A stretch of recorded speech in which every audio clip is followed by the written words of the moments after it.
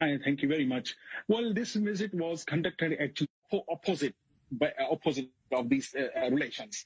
However, the political parties, which is the Pakistan Muslim League, Nawaz Sharif, and Pakistan People's Party, they are now using Israel card in their protests or in their rallies. Against Imran Khan. But if you look at the history, Nawaz Sharif itself sent 2 delegations to Israel to normalize the relation, and Pakistan ex-Prime Minister Benazir Bhutto, as well, she met an Israeli delegation in Washington, and she wanted normalize the relations, and she sent a delegation to Israel as well. All right.